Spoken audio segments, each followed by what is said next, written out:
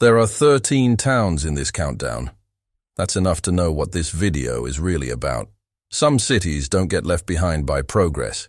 They step out of the way and let it pass. There's a difference, and it matters. A city that falls behind is losing a race it was trying to run.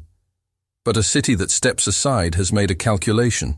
It has decided that what it already has is worth more than whatever comes next. And in Australia, a country that has spent the better part of a century building an identity out of forward motion, out of growth, out of expansion and reinvention, that calculation is, quietly, a radical act. This video is about 13 Australian towns that made that choice.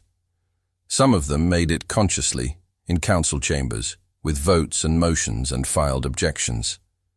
Some of them made it slowly, through habit and social pressure and a shared understanding that certain things simply do not change here.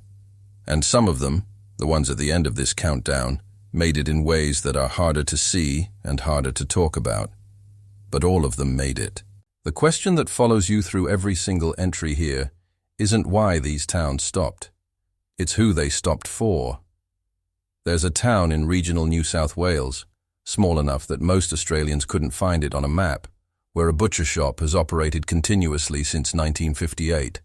Same family, same hand-painted sign above the door, the letters faded but legible, the red and white awning replaced twice but always with the same pattern. The cuts of meat displayed in the window are the same cuts that were displayed when the Holden FJ was the car parked outside. This is where the video starts, because this is where the feeling starts. Not alarm, not yet. Just this mild, pleasant vertigo of walking into a room where the clock on the wall shows the right time, but the calendar has somehow gotten confused. The butcher, third generation now, doesn't see it as preservation. He'd probably bristle at the word. He'd say, "This is just how we do it. This is just how it works." And that's precisely what makes it interesting. The things that last the longest are usually the things nobody decided to keep. They just never got around to changing them. But you start to wonder, standing there, what else in this town never got around to changing, and whether that's always as accidental as it looks. In Queensland, there's a town whose main street looks like a period film set. Not because it's been restored, but because it was never broken down in the first place. The same independent grocery, the same hardware store with the handwritten price tags, the same post office that hasn't updated its signage since roughly the Whitlam era. 3 times between 1978 and 2019, a national supermarket chain submitted development applications to build within the town boundaries. 3 times, the local council rejected them. The grounds varied: traffic impact, heritage overlay, drainage concerns. But the pattern didn't vary at all. Every application, rejected. What the council preserved without ever quite saying so was a particular economic structure.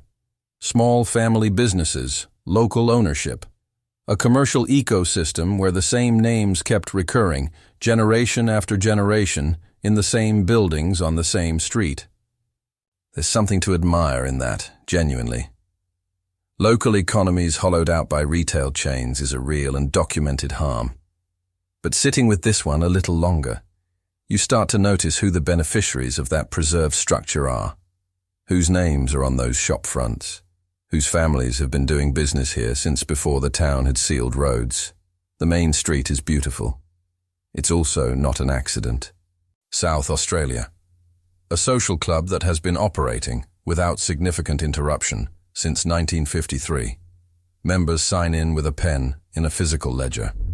The bar operates on a cash-only basis, not as an eccentricity or a novelty, but as policy. The dress code, printed on a laminated card near the entrance, specifies standards that would not look out of place in a 1967 etiquette manual. The membership rolls have never been digitized. There's a patience required to understand what a place like this is doing. Because on the surface, it looks like stubbornness, old men and their rules. But the cash-only policy, the physical ledger, the dress standards, these are not incidental quirks. They are friction, deliberate friction, mechanisms that make membership slightly more difficult for people who didn't grow up knowing the rules, who don't have the references, who show up without already knowing what is expected of them. Friction that preserves membership for people who were already inside. The club is very pleasant by all accounts. The beer is cold. The conversations are comfortable. In 2011, the Australian government's national broadband network rollout reached a small regional community and made a formal offer: fibre infrastructure, subsidised installation, high-speed connectivity for every household. Standard procedure. The kind of offer that, across the country, was being accepted without much deliberation. This community held a meeting and voted no. The reasons cited were various: concern about changed social habits, worry about what their children would encounter online, a sense that the town's particular way of life, face-to-face, local, unhurried, was incompatible with the rhythms of digital connection. The vote wasn't close. Think about what that vote actually did in practical terms. It made it harder for young people to work remotely from the town, which meant that young people looking for professional opportunities left. It made it harder for new businesses to operate, which meant new businesses set up elsewhere. It made the town less legible to the outside world, less searchable, less documented, less findable, which, it turns out, might have been part of the point. Victoria. A regional paper that has published every Friday since 1923. No interruptions for floods, fires, or recessions. 100 years of Friday editions, stacked in archive rooms that smell of newsprint and slow oxidation. The paper is locally owned, locally written, locally read. Its circulation is almost entirely within the town boundaries. It covers council meetings, school fetes, sporting results, obituaries. It covers these things with the same voice, in the same column format, using many of the same structural conventions it's been using for decades. What it doesn't cover, consistently, is harder to map. Stories that would require the town to look at itself from the outside. Incidents that don't fit within the paper's established understanding of what the community is and who belongs to it. There are gaps in 100 years of Friday editions, not redactions, not censored pages, just absences. Things that happened and weren't written about because the paper's job, as understood by everyone involved, was to reflect the community back to itself in a way the community found acceptable. A newspaper that covers a town for a century shapes what that town believes happened there, shapes what it remembers, and what it's allowed to forget. A primary school in regional Australia. The state doesn't need to be named because this particular arrangement has existed in more than one, where the curriculum was standardized in the late 1970s and has resisted state-mandated updates with a consistency that is, objectively, remarkable. The resistance hasn't been secret. It's been argued at school council meetings, in letters to education departments, in formal submissions.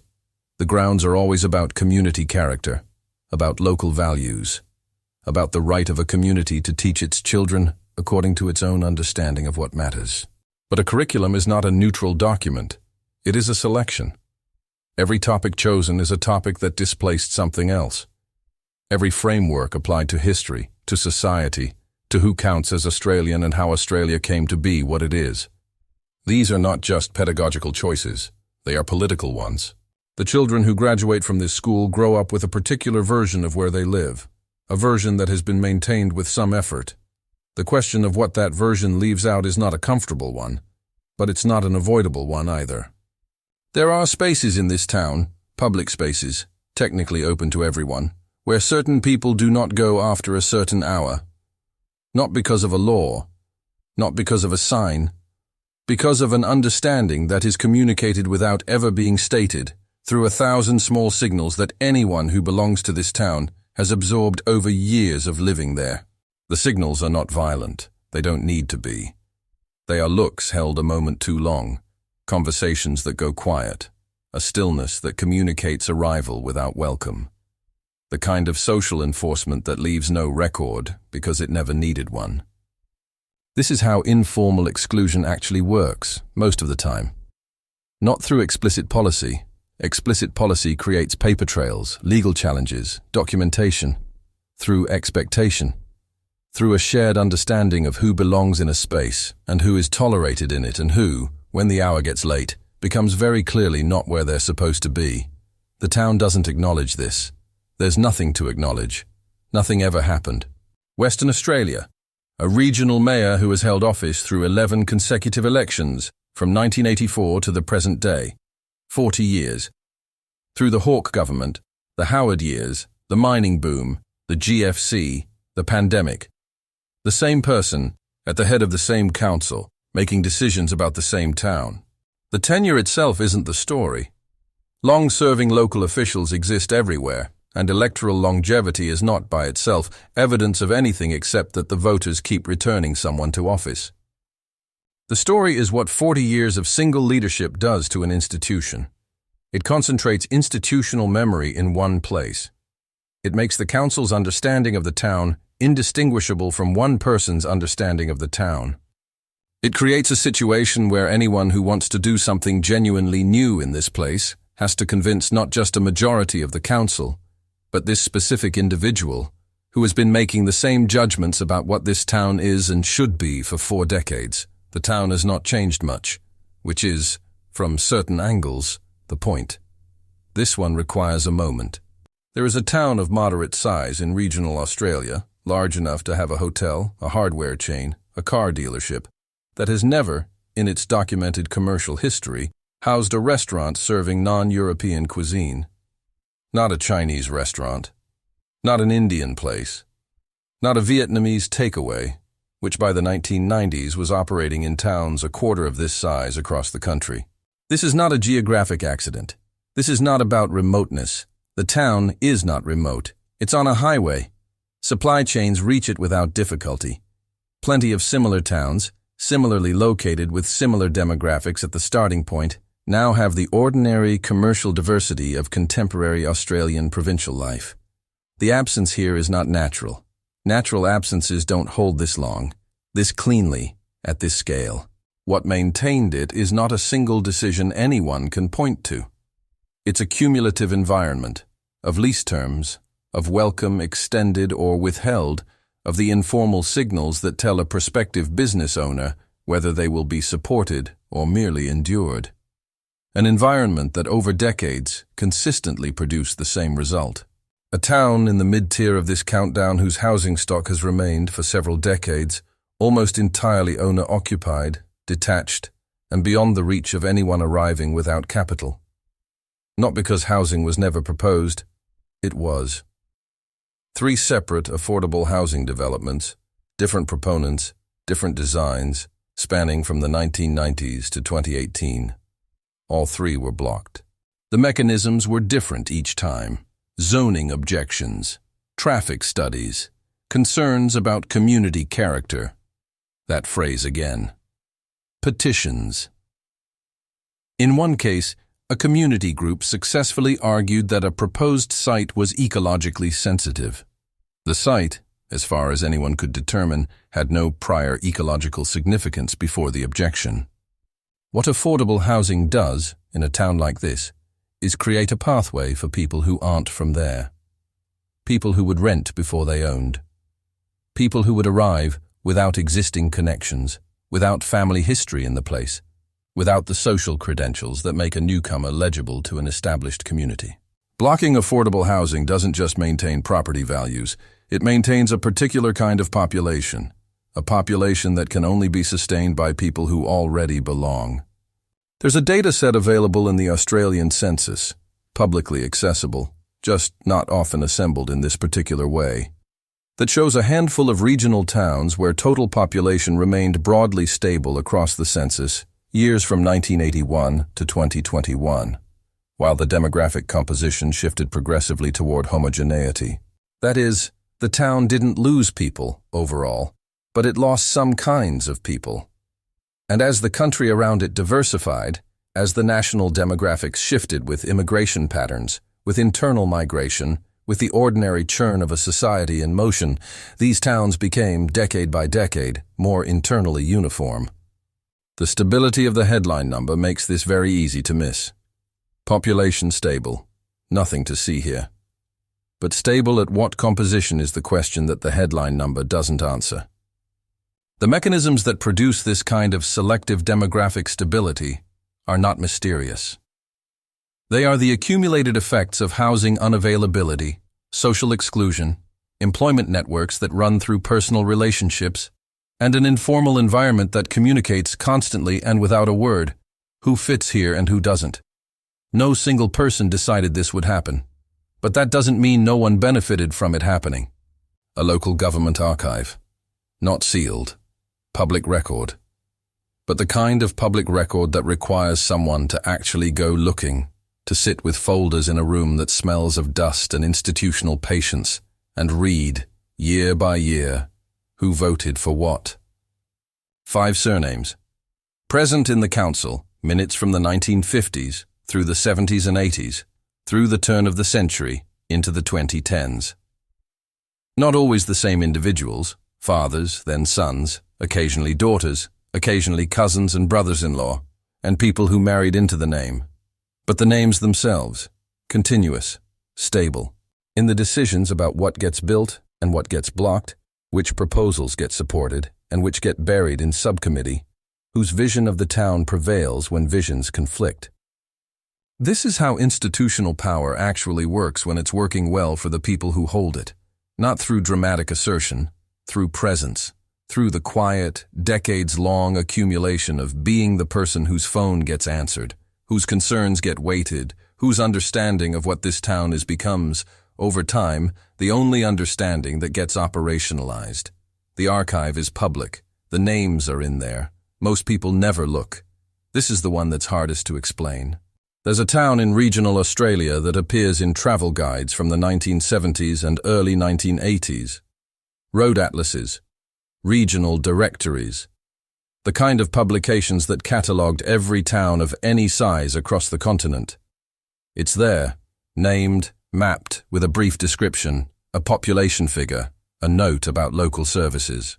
At some point in the mid-1980s, it starts to disappear. Not all at once. It drops out of one publication, then another. The digital era arrives, and it's simply not there. Not in mapping services, not in council databases, not in the tourism catalogs, not in the statistical geographies maintained by the Australian Bureau of Statistics, at least not in any way that makes it easy to find. The town still exists. The post office still operates. There are still households, still residents, still a physical community occupying a particular point in space.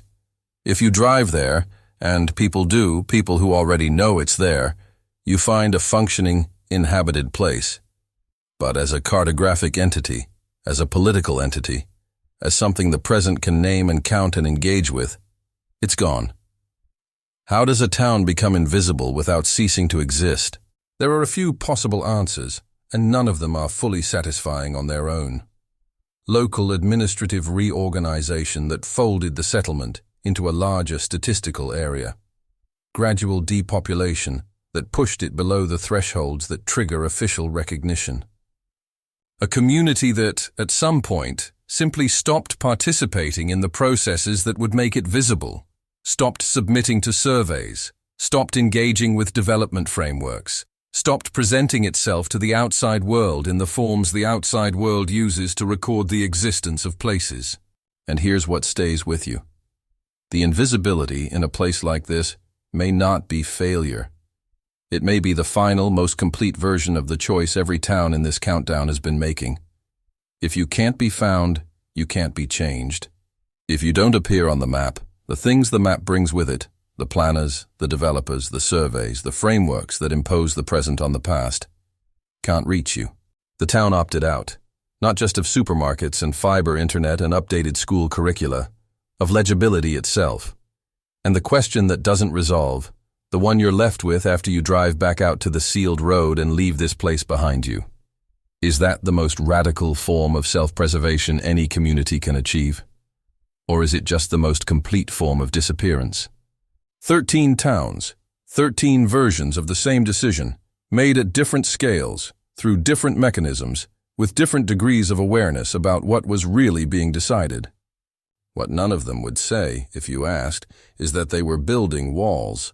They'd say they were protecting something, and they wouldn't be wrong exactly. There is something in each of these places worth protecting: community, continuity, The sense that a place can remain itself over time, that not everything has to be surrendered to whatever comes next. But protection always has a direction. It faces outward, and what it keeps out is as much a part of the story as what it keeps in. When a community decides to live as though time hasn't moved, when it builds that choice into its institutions, its council votes, its informal social codes, its relationship to cartography itself, it is not making a neutral choice about aesthetics or culture. It is making a decision about who belongs to the future of this place, about who gets to be inside the clock when it stops. These 13 towns all stopped their clocks, and in each one, standing very still in the silence, you can hear exactly who they stopped them for.